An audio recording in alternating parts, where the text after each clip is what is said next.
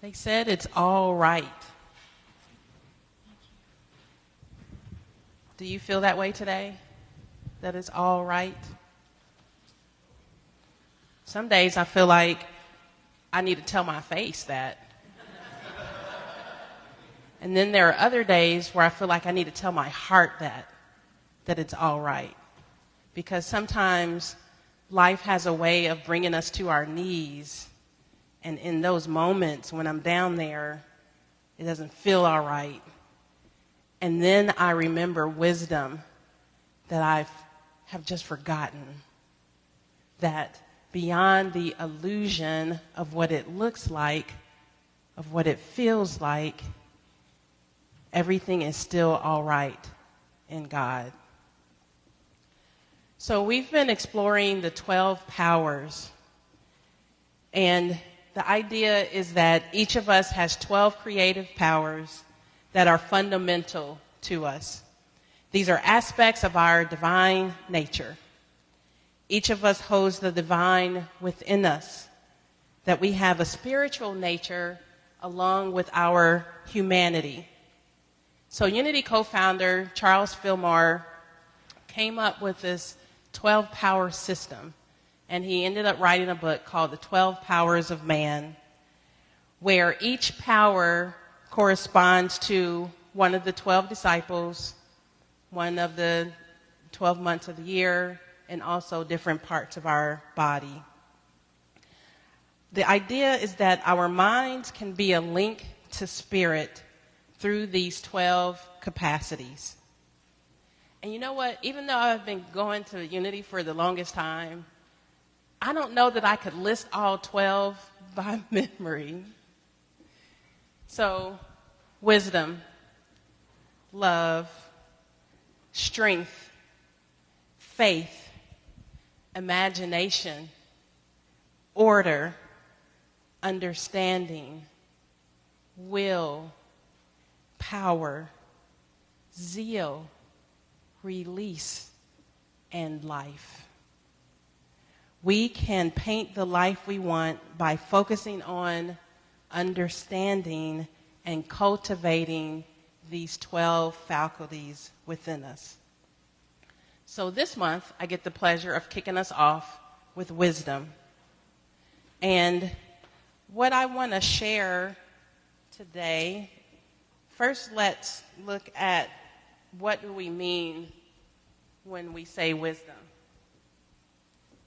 So I'm going to read from the Revealing Word from Charles Fillmore that's going to share the definition that I'm using today. Wisdom, intuitive knowing, spiritual intuition, the voice of God within as your source of our understanding. Mental action based on the Christ truth within. Wisdom includes judgment, discrimination, intuition, and all the departments of mind that come under the head of knowing. This knowing capacity transcends intellectual knowledge. Spiritual discernment always places wisdom above the other faculties of the mind and reveals that knowledge and intelligence are auxiliary to understanding. Intuitive knowing, spiritual intuition, the voice of God within as the source of our understanding. So in those moments where I don't feel like it's all right, it's because I have forgotten my connection to spirit, most of the times.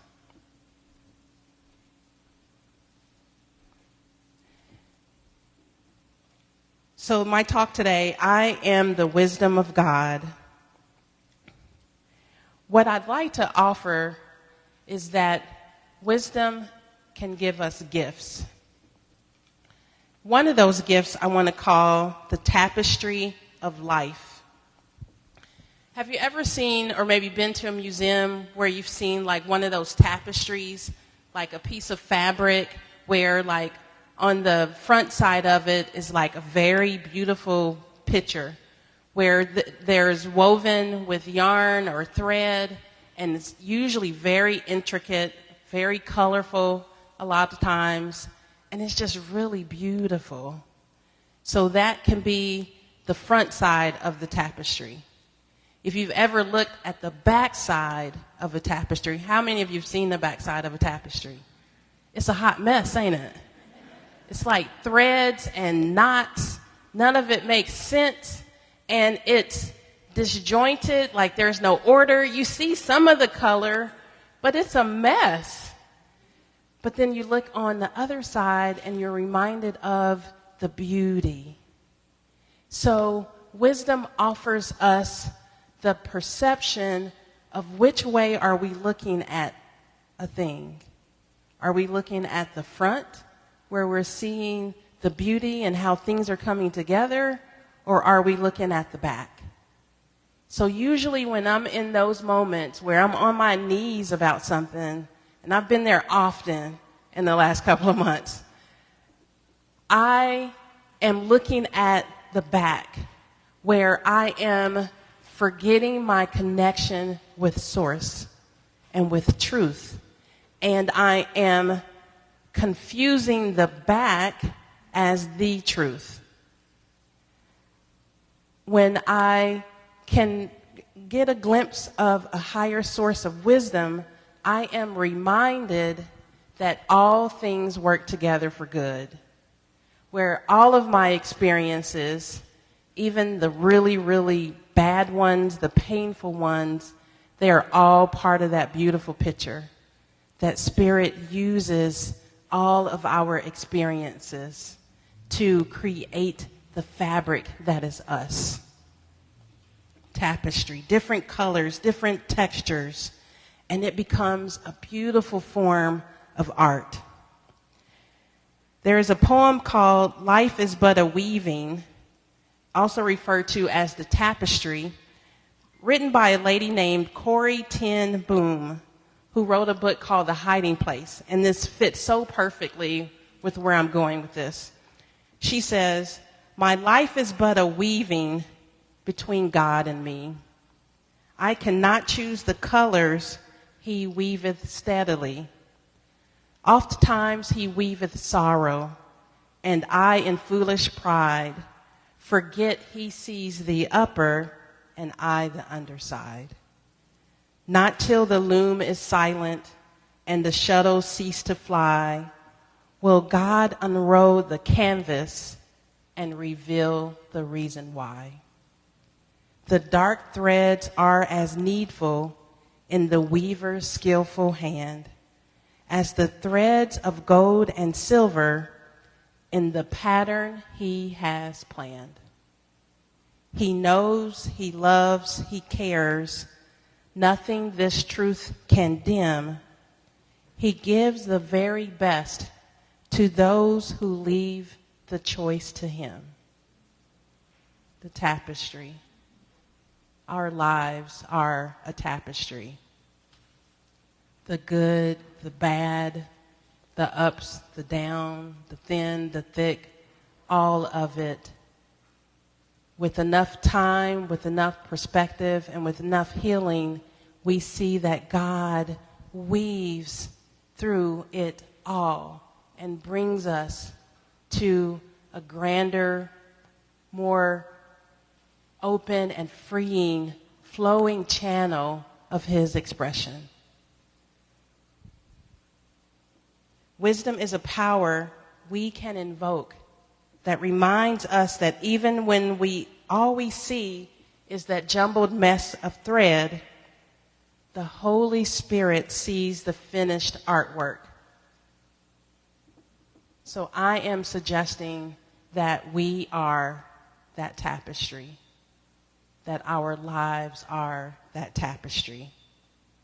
Wayne Dyer has this quote, "As I look back at the entire tapestry of my life, I can see from the perspective of the present moment that every aspect of my life was necessary and perfect. Each step eventually led to a higher place, even though these steps often felt like obstacles or painful experiences. So I had mentioned that I've been on my knees quite a lot the last couple of months. And you ever have one of those moments where it just feels like your heart is breaking?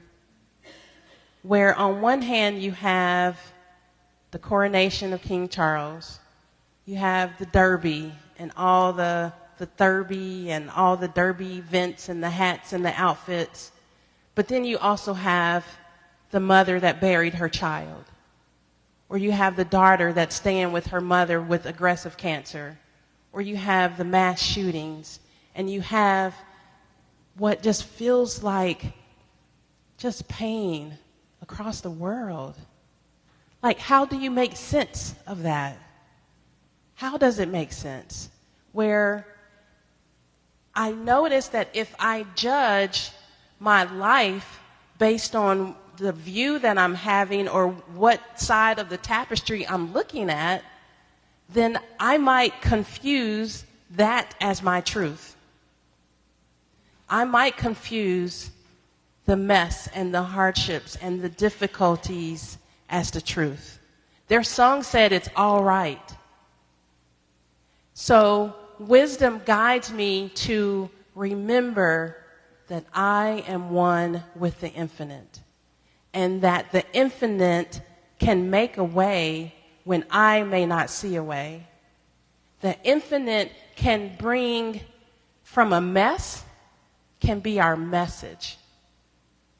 And from a mess can be blessings and healing and order. And just because it doesn't look good doesn't mean that God's not in it. So that's personally what I've been living. It's not been fun. I don't recommend it. And at the same time, I can tell you that when my heart breaks, I eventually see that it breaks open, that I become more of who I am, that I have more patience and grace for myself and other people, and that I can be a vessel for the light. You know, in Japan, cracked cups are sealed with gold, and it becomes valuable as part of the artwork. So what's part of your artwork? The bankruptcy, the loss, the divorce, the new job, the child, the puppy. All of it is God's tapestry. So here's another quote. This one is by Anita Morjani. Since the tapestry of all time has already been woven, everything I could ever want to happen in my life already exists in that infinite, non-physical plane. My only task is to expand my earthly self enough to let it into this realm. So if there is something that I desire, the idea isn't to go out and get it, but to expand my own consciousness, to allow universal energy to bring it into my reality here and now. One of the songs, I think it was our opening song today, Phil said, "In this and every moment, I am safe and all is well." So then I want to share with you another gift of wisdom. And I want to call this one Rising Above Sea Level. What is sea level? Sea level is the base level for measuring the elevation and depth of the earth. It's a way to measure the level of the sea's surface. I want to talk about the spirituality version of sea level, SEE level, rising above sea level. Can I rise above how I am seeing my experiences? And can I know that I am one with the infinite always? And when it feels like I'm not, I'm the one that moved. rising above sea level, SEE. You know, they say that to judge things by righteous judgment, if you change it how you look at things, the things change. Sometimes they do, and then you kind of realize you can't change other people, so then it doesn't always work out that way.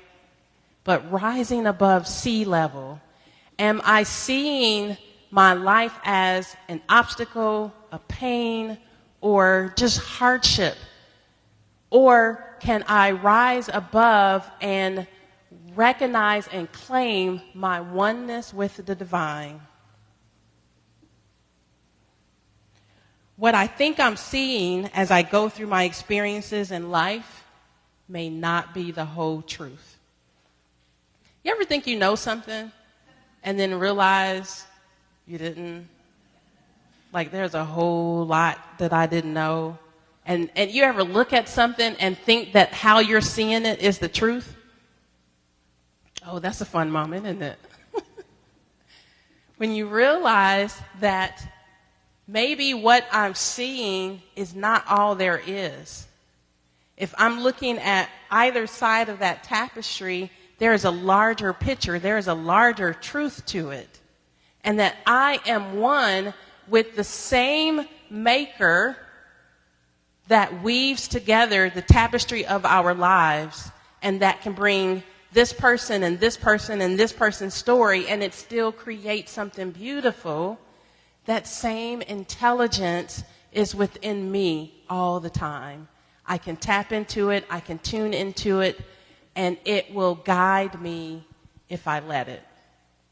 It's kind of like listening to your mother. She's telling you right, but do I really want to listen right now? The gift of wisdom reminds me that there is a divine plan. How do I use it to order my life? By accepting it as a truth that there is such a plan. And by making this plan yours through affirming your oneness with the omnipresent mind with a capital M, in which this plan exists in its righteousness. So, I got another quote I want to share with you. This comes from a book called Jesus Christ Heals by Charles Fillmore. So it's talking about affirming your oneness with the omnipresent mind. And it says, I am the offspring of God, and I am one with his perfect wisdom, which is now ordering my life in divine harmony and health. I am one with his perfect wisdom, not mine. Mine can be limited and faulty and conditional. Sometimes it works on Monday, Wednesday, Fridays. And then the next week is Tuesday and Thursdays. And then the next week it might depend on if I feel like it. But I am one with the divine and perfect wisdom. That there is an intelligence in back of everything, and it knows how to get you where you need to be. So one of those times when I'm on my knees, my prayer is, Father, find me where I need to be. Father, find in me who you would have me be. Father, find all of your glory and all of your expression in me and in this moment. And every moment, every opportunity, every situation has that ability for God to find you where you need to be.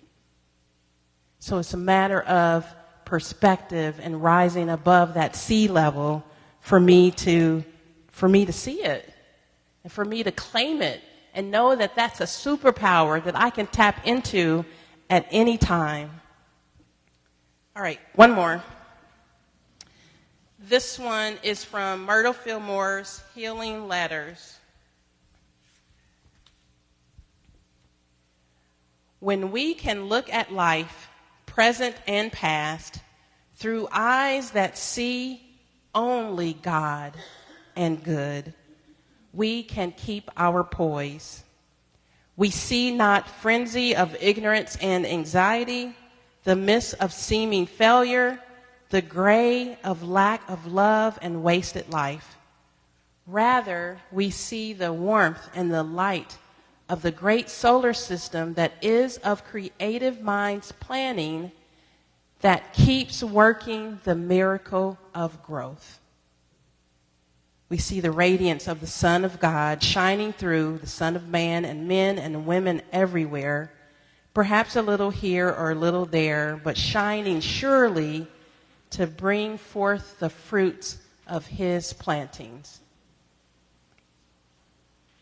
What fruits is the Holy Spirit sowing in you? What connections is God making in your life and the things that are happening to you? Or maybe not you. You might be pretty good, but someone else. Do you remember the saying? I know the women, when I was growing up, they would say we understand it better by and by. Things have a way of working out and making sense. And I have found in my own life that through my greatest pain have come my biggest blessings.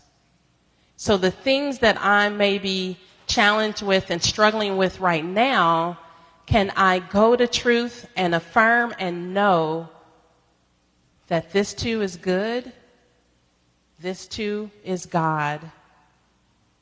This too is for me, and I demand to see the blessings.